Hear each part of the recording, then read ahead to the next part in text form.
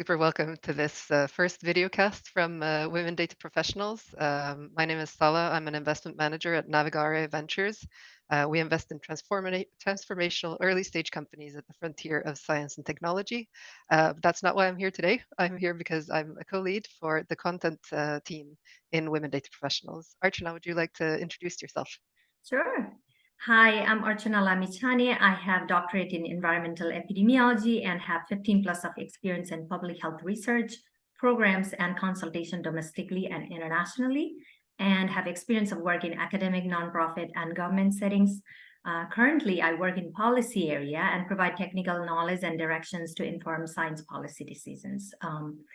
I'm very passionate when it comes to working with data and have a strong background in data analytics and application of statistical models in health outcome research, mostly. I am with Women Data Professional Content Team as well.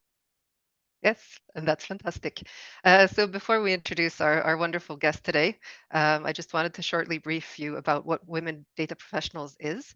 So it's a part of the EDM Council, and our mission is to provide support for and promote women in the field of data and to assist in their development and promotion to more senior roles. So I think I've mentioned it a couple of times, but today we're doing a video interview for our first time. Archana, perhaps you'd like to introduce our guest today. Sure. So with that brief background on WDP, let's move on introducing our guest who is here with us today. So as a part of Spotlight interview series, we are very, very excited to present Dr. Manuela Veloso with you all. Dr. Manuela Veloso is a head of JP Morgan Chase AI Research and Howard A. Simon University Professor Emerita at Carnegie Mellon University, where she was previously faculty in the Computer Science Department and head of Machine Learning Department.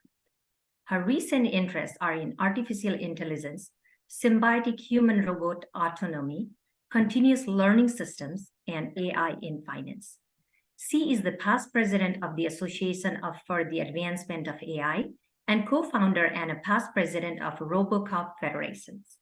In her research career, she has received numerous awards and honors, including National Science Foundation Career Award, Ellen Newell Medal for Excellence in Research, Radcliffe Fellow, Einstein Chair Professor for Chinese Academy of Sciences, and ACM SIGART Autonomous Agents Research Award. She was elected in 2022 to the National Academy of Engineering for her contributions to AI and its application in robotics and financial service industry. Welcome, Dr. Veloso. We are very happy to have you over. Thank you very much for having me. It's a pleasure. I look forward to the conversation. So let's get started and hear more from you. Manuela, we would love to hear, can you tell us a little bit about your current role and responsibilities, as how long have you been in this role? Very nice. So as I was, kindly introduced, I've been in academia all my life. So I joined, I'm an electrical engineer by education. Then I did my PhD in computer science, and then I joined Carnegie Mellon University, where I was a faculty for, since always. And then about 5 years ago, literally, I was approached by JP Morgan Chase. And as the conversation developed between talking about AI in robotics, which was what I was working on, and AI in finance, I kind of discovered that there was an interest in creating an AI research group at JP Morgan Chase. And then following up several meetings and further conversations, I understood that there was an interest that I would have that type of new program. And for me, you have to understand that was a very outside of the scope of what I used to think about. Basically, I've been thinking about robots, about autonomous agents, planning, a lot of core AI techniques. And here I was faced with the financial industry, which was quite unknown to me. But here is again something that I wanted to share as this transition and this a decision I made to join, which is driven by the fact that I was curious about attacking a new challenge. I was curious. I mean, first of all, I was thankful that that reached out to me. I mean, I was curious, why me? I mean, I'm a robotics person. I don't have a background in finance, but in some sense, this novelty of what I had done all my life maybe turned out to be something appealing to the firm. And the beautiful thing is that there is a moment in which you have to make a decision. And I decided to try it. And in fact, to be honest, for the first 2 years, I was on leave from Carnegie Mellon, which meant that if I would not have liked the domain of finance, I could have returned to Carnegie Mellon as a regular faculty. And then after 2 years, I thought that I would love to stay in the finance world, because I can tell you more about these challenges, but I made that decision. And then I resigned from the tenured position at Carnegie Mellon. I became emerita, which means that I'm still part of the faculty, but I don't have to teach. I don't have to be paid by the university. So I'm emerita, means kind of retired, but still with a presence there, where I'm now full-time at JP Morgan Chase. So not many people do these transitions, but it's important to understand that they exist, and it's okay to think, okay, I can do it. One final thought, because of my position. So, at JP Morgan Chase, there is a lot of applied AI groups. There are several applied AI groups who work very closely with the business, with the investment bank, with wealth management, with the actual kind of like consumer banking. So there are these different types of like lines of business that have applied AI groups that work with them on trying to bring machine learning and AI to their business. I am an AI research team, and in that sense, I had, how can I say, more thinking far. I mean, like things that are not needed immediately, but you can, like, the business can come to me and discuss things that they envision as dreams they have, or things that could make a big difference, but they don't need it right away in some sense. So that's the difference between an AI research group, which I had, and an applied AI group, which are several.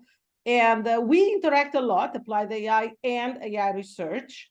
But in some sense, that's what I did all my life, which was research in different areas. And therefore, I'm doing now research in AI and finance. So that's what I do. Yeah, I think it sounds fantastic. It somehow, yeah, it resonates very well, I think, with myself and a lot of people that are listening. And I think it's something interesting is happening in general, that there is sort of such a close connection between the things that are done in enterprises, and then you now even banks have research and development departments. That's new. And then you have the pure researchers in academia. Yes. And I mean, I'm happy to hear that you seem so happy with this position. What do you think is like the best part of this job that you have now? It's a very good question. I think that the best aspect, one way or another, is to think about the finance problem, which is difficult because finance is an area, as opposed to biology or other things we study, which involves a lot humans. I mean, people. So we all face these questions. So like when we want to invest and we talk with some kind of like a broker, they always ask, what would you like to do? What would you like to do when you retire? So there is always this human aspect. People that need to ask for loans, people that need help financially for a lot of their needs. I mean, so and I was not used to this human aspect, okay? So when I worked with robots that go and play soccer, or robots that go down corridors in our building, I'm worried about walls and chairs and tables and, understanding the requests in language and all sorts of like learning your environment, but not about like this human aspect of understanding how to fit the needs of people. So I think that combination of automation, data, machining, processes and supporting humans. And integrating this with the fact that there are these humans in the loop is what I like best about this domain. One final thought about this, what I like best, it's also that I like the fact that these problems are complex. They are complex. I mean, the size of the number of companies that exist in the world is gigantic. The number of documents that we have to approach is gigantic. The stocks, the assets, the playing in the market is always large. So it's a very kind of humans and a very kind of challenging from a computing point of view because of the scale, because of the rigor, because of the regulators, because of not making anything wrong. So it's a serious domain. So it's not health, but it's financial health one way or another. So I was also not used to think like this, because even in robotics, if they don't score a goal, yeah, okay, you don't win the game, but there is nothing wrong. I mean, nothing really happens. Here, there is a level of risk and seriousness and the ability to do the right thing that is needed for AI with explainability and trust and all sorts of fairness, that makes the financial domain very interesting from a research point of view in AI. So that's what I like best, is this real world. It's the domain itself. It's the domain itself. I think I would have been happy also if I had gone to a hospital, which involves real people, diseases, all sorts of help to heal people. So that would have been also an interesting, challenging problem. I think finance is very challenging from the point of view of the problems we have to address well, and it challenges AI to handle this particular kind of need of trust and fairness and size and effectiveness and all sorts of responsible AI, all sorts of challenges that are embedded in the finance domain. Yeah. Yeah, and I think there's sort of I have a feeling that some academic research can become very academic, and then you have some enterprises that are really trying to understand where they could be applying AI and what it actually is, and I think finding these fantastic people like yourself that can be sort of bridges between, it's so important for society and for the enterprises and for academia as well. Yeah, so I tell you something for whoever is listening. I now also say many times that people who are educated in computer science, AI, data, machine learning, analytics, and so forth, need to consider not only, and here I apologize for the people in the tech world, not only the tech companies. We can not all go to Amazon and Google and Facebook and Microsoft, and we cannot all go there. I mean, we have to bring this knowledge we acquired to these other, domains of society: construction, health, finance, design, art, government, because somehow all these domains have a lot of need for processing of data, intelligent processing of data, help with making decisions, all sorts of simulations. And we cannot leave all of those areas to somehow only, and here I don't want to, not only to vendors, not only to companies. I mean, there are a lot of fintech that are, but when you embed a company itself or an industry itself, yes, you can use the resources available by companies that provide AI services. But somehow internally, you always have to understand how do these things, are plugged together. And there is the need of us. I mean, I believe people that do PhDs, masters that study, that have the ability to solve these problems from a technical point of view. So we cannot all, and I tell your students, tell your people, we cannot all go to Amazon, and we cannot all go to Microsoft, and we cannot all go to Google. We cannot. We owe society that some of us, with the expertise in computer science, AI, machine learning, engineering, go and work at these other domains, given that now computing is a tool and is something that everyone needs to use. And it's not just the computer scientists. We have to go and make these available for all. So in that sense, I really appreciate the fact that my team, I have 130 people now, are PhDs and masters in computer science and engineering, and decided to join the finance domain. They decide we don't work on robots to go to Mars. We don't work on drones we don't work on those problems. We work on things core to the finance domain. We work on problems related to all these public information and trying to read all these documents, there is a big chunk of natural language, and now with Gen AI and so forth, a lot of documents. AI can enable these large kind of access to this written information, spoken information, the emails we get, all the types of reports, all this information that is the way that humans communicate, how they are working.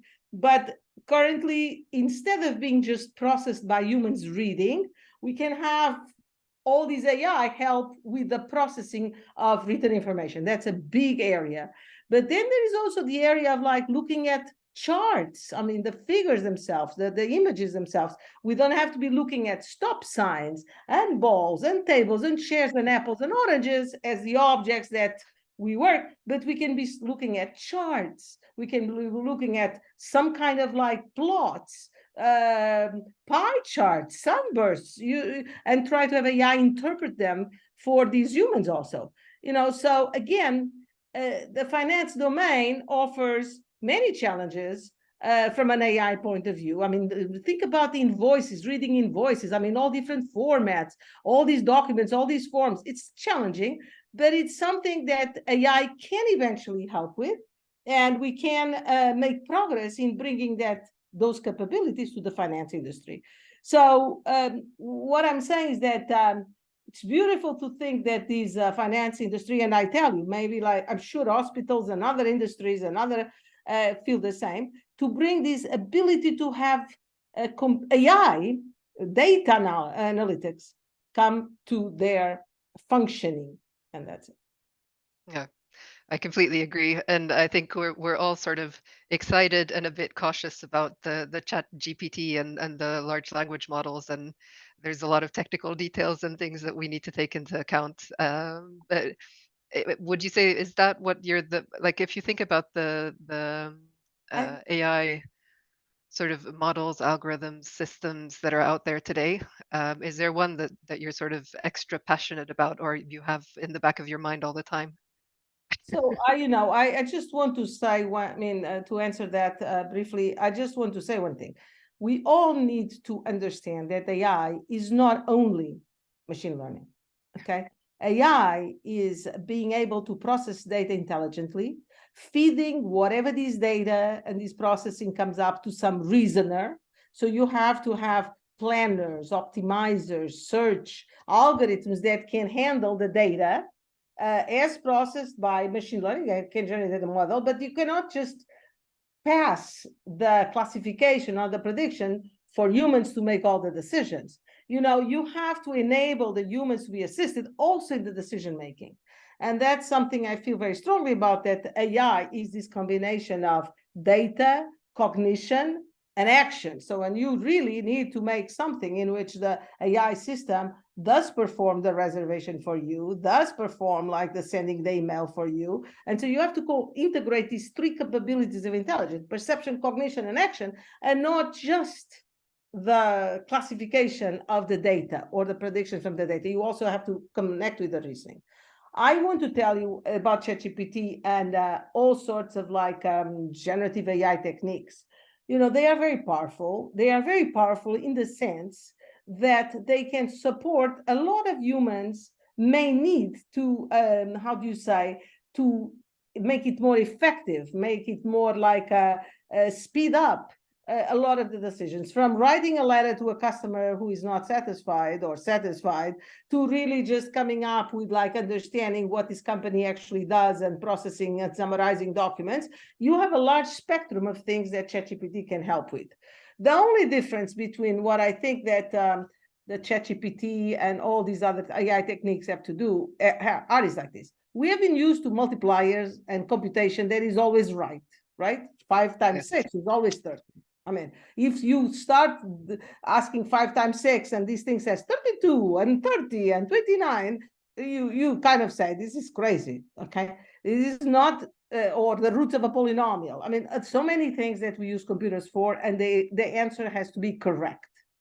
When we enter this Gen AI, when we enter all these AI level kind of like processing, unfortunately, one way or another, we have to change our culture. We have to change our understanding that we need to build trust on the answer. We cannot just take it for granted that this ChatGPT magically knows it all. No.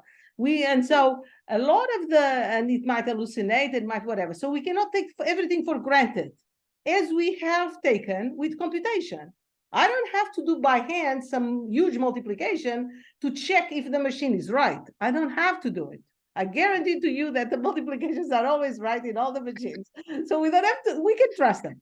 But anything else, maybe as more we go into this intelligence side and to these kind of like language processing and all sorts of like Gen AI, we will get used to checking things better.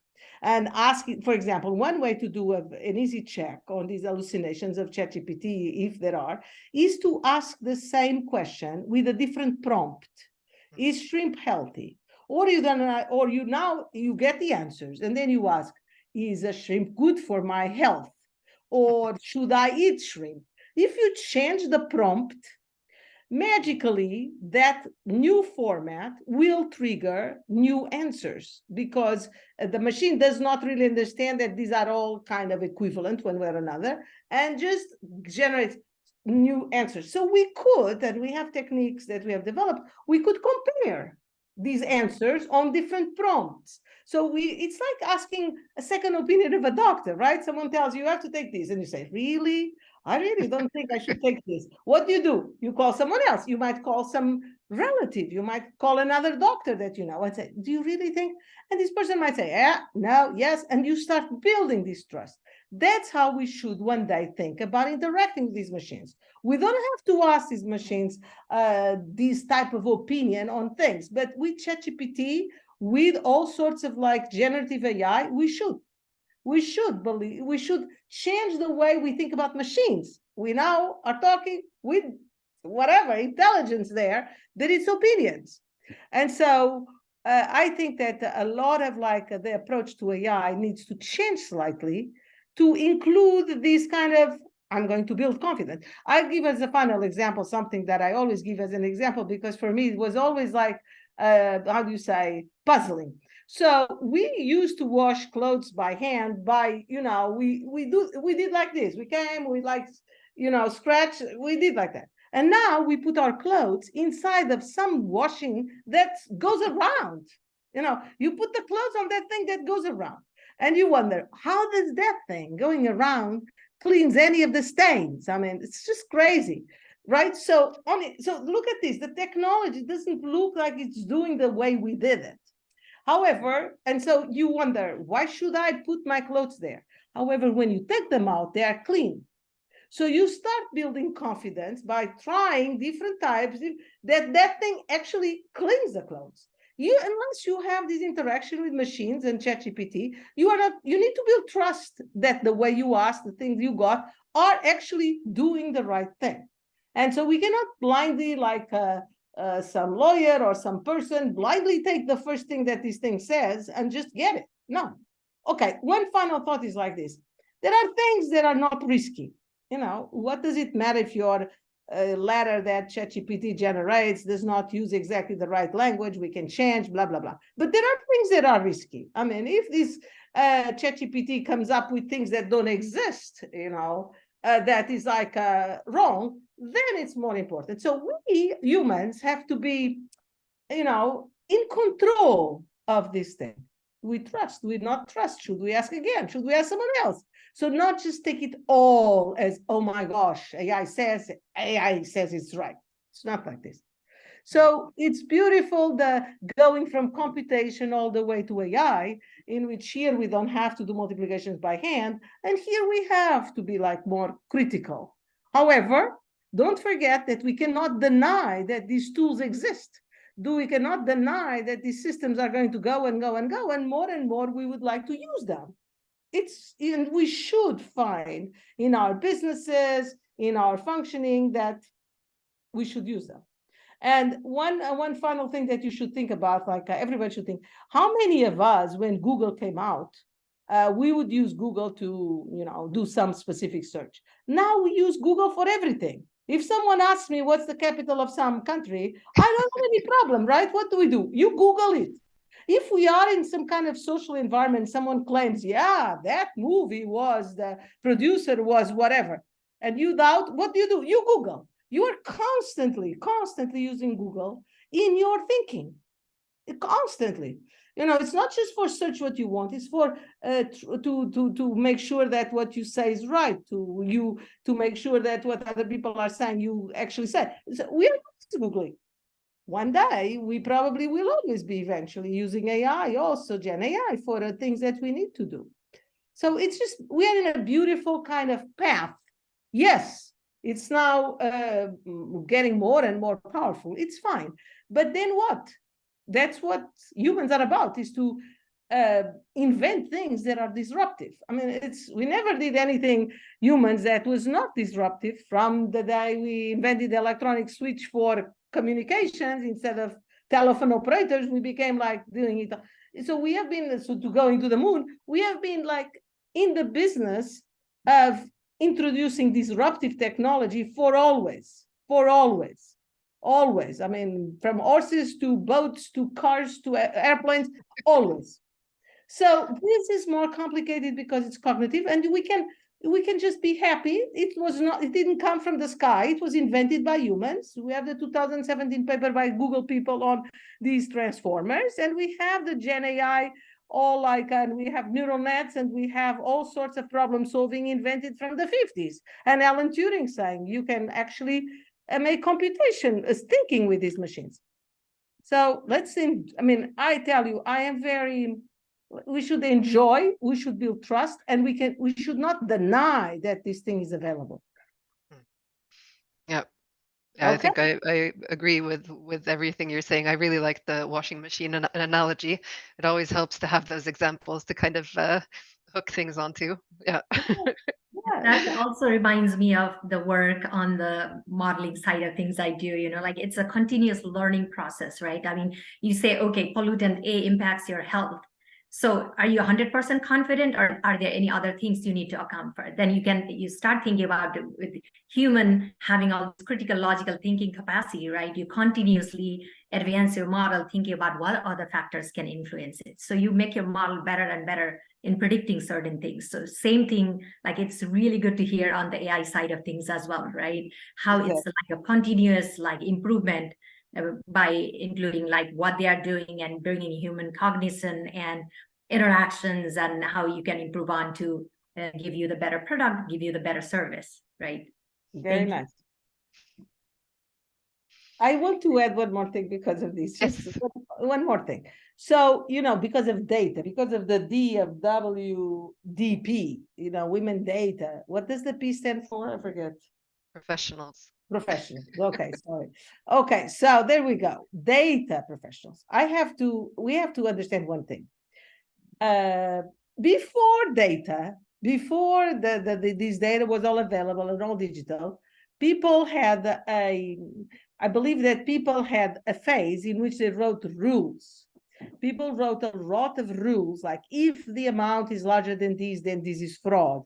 If the actual transaction goes through these particular kind of steps, then this is money laundering. Or if the person has all these things, then the loan will give them a loan. So there was a lot of thinking that went through these rules, not data, not examples of when did we give a loan, when was it fraud, when was it money laundering. There there was not really data, but there was a lot of rules, principles, okay? And that's in the, think about in the 70s and 80s, that's what expert systems were about. And the reason why they were about that is because there was no data being recorded, and they wanted machines to really try to automate processes. So the tedious thing was to ask how humans made decisions, how humans made diagnoses, and try to type them all as rules, and then build a rule-based reasoner that would eventually do this. So when you say, oh, the winter of AI and all these things, it's not the winter or less winter, it's what was available. I mean, it was what people had as tools. I mean, they didn't have the data. They didn't have an iPhone to take pictures. They didn't have an iPhone to grab your GPS. They didn't have anything, but they had the ability to put in a computer all this knowledge and try to build algorithms out of it. So it's beautiful that there was this kind of approach to make AI or to make kind of like machines intelligent. Now, currently, then there was the iPhone that brought all the images, brought all the data, the internet, everything became now digitalized. I mean, even this conversation is being recorded. So, it's like it becomes immediately part of the computer, So you have to understand. So, but now what happens now? And here I want to tell you all about this. When we are now in a company like, finance industry or any company, there are still many rules written from those days, okay? And on top of that, there is a lot of data that exists of how people actually interact with the systems. So for a while, the last 10 years, people put away all the rules saying, oh, they were all deterministically written, and they embraced only the data, and they become obsessed with entering data, be it cats and dogs, be it like, it doesn't matter, data, the big data thing, and getting data through these classifiers, through these neural nets, to these SVMs, to whatever it was, okay? However, we still send our kids to school, and they are supposed to be learning the Pythagorean theorem. They are supposed to learn, how the roots of a polynomial. So think about what we do. Or we send them to law school, so we send them everywhere. And when they go and learn, they do not learn only from data. They learn from being told principles. They learn from being told rules. E equals MC squared, whatever. So when you are in a company, when you are doing research in AI, the challenge for the next 10 years is to integrate whatever knowledge is there in the rules, whatever knowledge is there in the data, and not decide that rules are no good. The rules are as good as, maybe there are the rules may like, how do you say, combine facts and opinions, and that, the data is very good at telling you what happened. Think about the rules of soccer. The rules of soccer are rules. You don't need to learn the rules of soccer by watching soccer games. When you watch soccer games, or when you watch chess games, or when you watch anything, you are watching the strategy. But the rules don't need, and in fact, it's very hard to extract them from the actual games. So think about this, even like in financial services, you have regulation. These are rules that actually need, and then the data tells how these people, transaction based on the rules. So what I'm trying to tell is like this is my last appeal, is like this. The same way that I appeal, don't always go to Google, Amazon, or Facebook, or you name it, Microsoft, or OpenAI for the matter. My quest, or what I'm telling you is like this. Do not think that data captures all the knowledge. It just doesn't. Humans know a lot. Humans know principles. There are principles that come from other things. So magically, what the challenge is for AI is this integration of data and rules, or data and principles, and also look at how the data evolves to become a principle. We are not going to always tell our kids the Pythagorean theorems 3, 4, and 5. We are going to tell them after some time a squared plus b squared equals c squared. So and there are things like that also in real life. After some time, you actually learned, and that's what humans are so good at.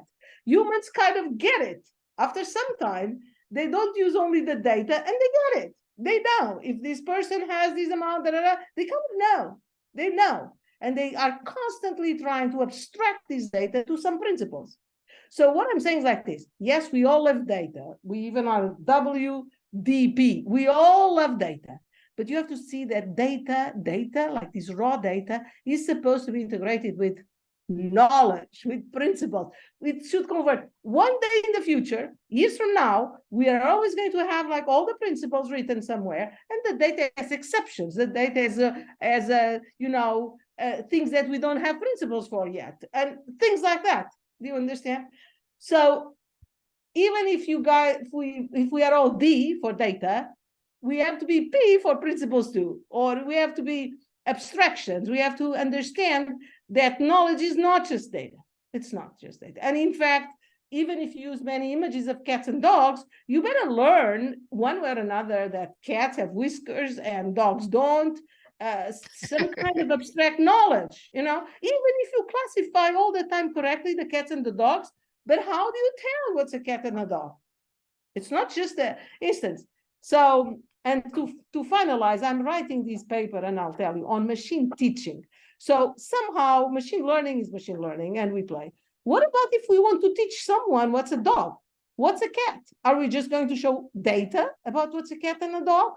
No, we better, like when I teach in class, I don't just show examples. I then show an algorithm. I show a principle. I show examples illustrating something, shortest route. I don't know anything. So we need to be not going to Google, Amazon, and Microsoft, all of us, and we need to be in the extracting principles from data business. Okay? So do not spend all your life processing data. Data that reveals after some time what is the principle. And then, yes, the principle may have exceptions, and we have the data and we use it. That's fine. But the principles can also be probabilistic. They don't need to be deterministic. They can say, well, with some probability this happens and whatever. But one day it will be beautiful to be able to combine data and knowledge as rules much better, so that humans are part of this picture. And humans that know lots of knowledge, humans are not data processors. Humans are constantly from data to abstract to principles, and they are principle appliers. I guarantee to you that the person that makes decisions on loan, no loan at the financial industry does not remember all the data of the last 12 years or 15 years that they were working there. Through the data, it is always inferring principles, and then make a wrong decision, learns from that, adjusts, and keeps going. But there is no one that just functions on all the data. I don't know.